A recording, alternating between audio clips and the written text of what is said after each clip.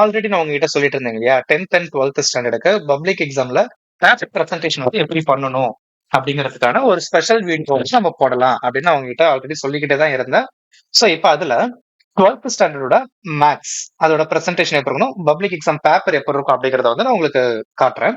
நம்ம டியூஷன்ல வந்து பாத்தீங்கன்னா இந்த மாதிரி தான் பப்ளிக் எக்ஸாம் ஷீட்ல நம்ம இந்த மாதிரி ஃப்ரண்ட் பேஜ் டாப் ஷீட் எல்லாமே ரெடி பண்ணி நம்ம டெஸ்ட் வைப்போம். ஸோ அதுல ஒரு பேப்பர் வந்து நான் இப்போ உங்களுக்கு காட்டுறேன். ஓகேங்களா? ஃப்ரண்ட் பேஜ்ல இப்படிதான் உங்களோட டீடைல்ஸ் எல்லாமே இருக்கும். ஓகேங்களா? இந்த இடத்துல மேபி நீங்க சைன் பண்ற மாதிரி இருக்கலாம். சாரி, இங்க நீங்க சைன் பண்ற மாதிரி இருக்கலாம், இல்ல சைன் பண்ணாம கூட விட்டுலாம். அதே மாதிரி பிரசன்ட் ஆப்சென்ட் மால் பிராக்டிஸ்னா நீங்க வந்து பிட் அடிச்சீங்க அப்படின்னா அதை டிக் பண்ணிடுவாங்க. டிக் பண்ணிட்டாங்கன்னா 3 வருஷத்துக்கு உங்களால எக்ஸாம் எழுத முடியாது. அதுக்கப்புறம் ஹால் சூப்பர்வைசர் சைன் பண்ற மாதிரி இருக்கும். அதுக்கப்புறம் கீழே வந்து பாத்தீங்கன்னா நம்பர் ஆஃப் பேஜஸ் எவ்வளவு எழுதியிருக்கோம், அங்க ஸ்டாஃபோட சூப்பர்வைசரோட சிக்னேச்சர், மார்க்ஸ் எவ்வளவு அப்படிங்கறதெல்லாம் என்டர் பண்ற மாதிரி இருக்கும். இது நமக்கு வேணாம். அதே மாதிரி அதுக்கு அடுத்த பேஜ்ல வந்து பாத்தீங்கன்னா உங்களுக்கு இந்த மாதிரி ஒரு பேஜ் கொடுத்திருப்பாங்க. இதுலதான் கொஸ்டின் நம்பர் வைஸும் உங்களுக்கு மார்க், பேஜ் நம்பர் வைஸும் மார்க் என்ட்ரி பண்ணுவாங்க. இந்த ரெண்டா பிரிஞ்சிருக்கும் பாருங்க. இந்த side question number wise mark entry பண்ணுவாங்க, இந்த side page number wise mark entry பண்ணுவாங்க. டோட்டல் போட்டு நமக்கு சொல்லுவாங்க. ஓகேங்களா? இப்போ நம்ம எப்படி எக்ஸாம் எழுதணும் அப்படிங்கறத பார்க்க போறோம். ஓகேங்களா? மோஸ்டா நான் என்னோட டியூஷன் ஸ்டூடண்ட்ஸ்க்கு சஜெஸ்ட் பண்றது என்ன அப்படின்னு பாத்தீங்கன்னா 5 மார்க்ல இருந்து ஆரம்பிங்க அப்படின்ட்டு தான். ஏன் அப்படின்னா நம்ம 2 மார்க் 3 மார்க் 1 மார்க்லாம் எழுதுறதுக்கு நிறைய டைம் எடுத்துக்கிட்டோம் அப்படின்னா 5 மார்க் எழுதுறப்ப டைம் கம்மியா இருக்கும். ஸோ அவசர அவசரமா போடுற மாதிரி இருக்கும். அந்த அவசரத்துல நம்ம நிறைய தப்பு பண்றதுக்கும் வாய்ப்பு இருக்கு. அதனால நான் 5 மார்க்ல இருந்து தான் எழுத சொல்லுவேன். ஒரு 5 மார்க் வந்து 2 பேஜ்ல முடிக்கிற மாதிரி பாருங்க. ஆனா இந்த 5 மார்க் பாருங்க ஒரு 3 பேஜ் வந்து போயிருக்கும். ஓகேங்களா? ஓகே. அடுத்த 5 மார்க் வந்து இவங்க இங்கேயே ஸ்டார்ட் பண்ணியிருக்காங்க. இப்ப இந்த பேஜ் முடியுதுன்னு வச்சுக்கோங்களேன். இந்த இடத்துலயே இவங்க வந்து 5 மார்க் ஸ்டார்ட் பண்ணியிருக்காங்க. பட் என்னோட சஜஷன் என்ன அப்படின்னு பாத்தீங்கன்னா, ஒரு 5 மார்க் நீங்க எழுத ஆரம்பிக்கிறீங்க அப்படின்னா, இந்த மாரி பேஜ் செலக்ட் பண்ணணும். இங்க இருக்கு பாத்தீங்களா?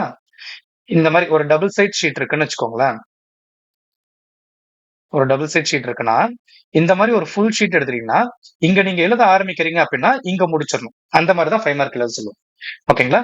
இங்க உங்களுக்கு வந்து rough work rough rough work பண்றதுக்கான பேஜ் இருக்கும். இங்க கொஸ்டின் நம்பர் போடுறதுக்கான ஸ்பேஸ் இருக்கும். சோ நீங்க ரஃப் ஒர்க்ஸ் எல்லாமே இங்க பண்ணி பாத்துக்கோங்க. இந்த சைடு பேப்பர்ல வந்து முடியலன்னா நீங்க இங்க கூட பண்ணி பாத்துக்கலாம். ஆனா பென்சில் எழுதிட்டு அழைச்சிருங்க.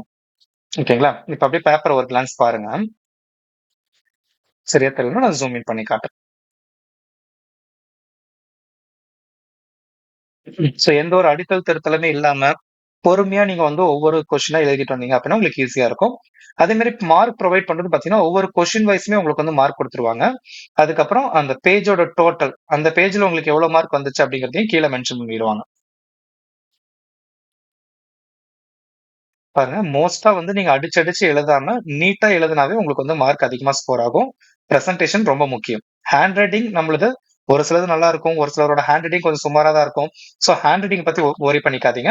நீட்டா இந்த மாரி கொஞ்சம் ஸ்பேஸ் விட்டு, ஒவ்வொரு லைனுக்கும் இடையில ஸ்பேஸ் விட்டு, எந்தோட எந்த ஒரு அடித்தல் திருத்தலுமே இல்லாம நீங்க எழுதுனீங்க அப்படின்னா, உங்களுக்கு வந்து ஸ்கோர் அதிகமாவே வரும். நம்ம எங்கேயாவது அடிச்சு எழுதியிருந்தா தான் அந்த இடத்துல மிஸ்டேக்ஸ் ஏதோ இருக்குன்னு சொல்லி பார்ப்பாங்க. 3 மார்க்ஸ்லயே பாருங்க. 3 மார்க்ஸ் மோஸ்ட்டா வந்து ஒரு பேஜ்ல ஒரு 3 மார்க் எழுதுற மாரி பார்த்துக்கோங்க.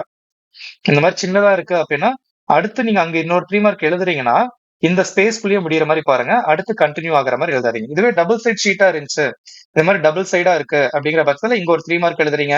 அதுல பாதியில இங்க ஒண்ணு கன்டின்யூ பண்றீங்க. அது இவ்வளவு தூரம் வந்துட்டு, அடுத்த 3 மார்க் இங்க நீங்க ஸ்டார்ட் பண்ணும்போது உங்களுக்கு இதுக்குள்ளேயே முடிஞ்சிருது அப்டின்னா பெட்டர். அடுத்த பேஜ் போகும்போது அவங்க திருப்பி பார்க்கறப்போ மேபி கரெக்ஷன் பண்றவங்க ஏதாவது மிஸ்டேக்கனா பார்த்துட்டாலுமே நமக்கு தான் மார்க் குறையும். அதனால அந்த பேஜ்லயே முடிக்கிற மாரி பாருங்க. எந்த கொஸ்டினா இருந்தாலும் செலக்ட் பண்ற கொஸ்டின்ஸுமே நீங்க அப்படியே செலக்ட் பண்ணுங்க. 2 மார்க்ஸ்லாம் தாராளமா ஒரு பேஜுக்கு நீங்க 2 எழுதலாம். அப்படி 2 எழுத முடியலன்னா ஒரு பேஜுக்கு 1ன்னு மட்டுமே எழுதுங்க. அதிகமா எழுதாதீங்க. அடுத்து 1 மார்க்ஸ். 1 மார்க்ஸ் வந்து பாத்தீங்கன்னா, முடிஞ்ச அளவுக்கு ஒரே பேஜ்லயே முடிக்கிற மாரி பாருங்க. அப்படி இல்லன்னா 2 பேஜ் 1 மார்க்ஸ் வந்து நமக்கு ப்ராப்ளம் இல்ல. ஆனா 1 மார்க்ஸ் நீங்க என்ன பண்ணணும்னா, கொஸ்டின் நம்பர் பக்கத்துல வந்து என்ன ஆப்ஷனு அத எழுதிட்டு அதுக்கப்புறம் நீங்க ஆன்ஸர் எழுதுங்க.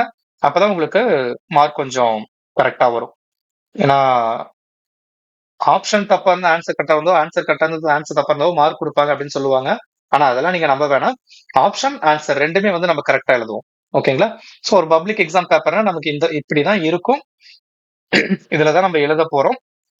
எதுக்காக நம்ம டியூஷன்ல இந்த மாரி எக்ஸாம் வைக்கிறோம் அப்படின்னா, இந்த பப்ளிக் பேப்பர பார்த்து ஒரு ஃபியர் இருக்காது. நல்ல பிராக்டிஸ் இருக்கும். டைம் வந்து கன்சியூம் பண்ணலாம். ஏன்னா இதுல நம்ம எழுதும்போது பேப்பர்ஸ் கொஞ்சம் அதிகமாவே எடுக்கும்.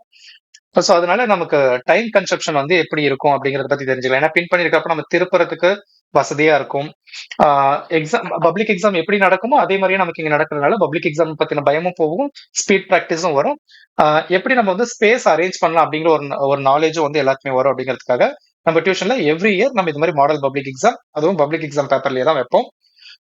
சோ இப்ப உங்களுக்கு பிரசன்டேஷன் எப்படி பண்ணணும்னு தெரிஞ்சிருக்கும் இல்லையா? இதே மாரி அடுத்த ஒவ்வொரு சப்ஜெக்ட்க்கும் நம்ம வந்து வீடியோஸ் போட்டுருவோம். சீக்கிரமாவே வந்துரும் அது எல்லாமே உங்களுக்கு. பார்த்துட்டு அதுக்கேத்த மாரி நீங்களும் உங்களோட பிரசன்டேஷன மட்டும் மாத்திக்கோங்க. ஓகேங்களா? இதே மாரி அடுத்த வீடியோல நம்ம பார்க்கலாம். அதுக்கு முன்னாடி நெறைய பேர் நம்ம வீடியோ சப்ஸ்கிரைப் பண்ணாம பார்த்துட்டு இருக்கீங்க. சோ முடிஞ்ச அளவுக்கு எல்லாருமே சப்ஸ்கிரைப் பண்ணிடுங்க. உங்க ஃபிரெண்ட்ஸுக்குமே ஷேர் பண்ணி சப்ஸ்கிரைப் பண்ண சொல்லிருங்க.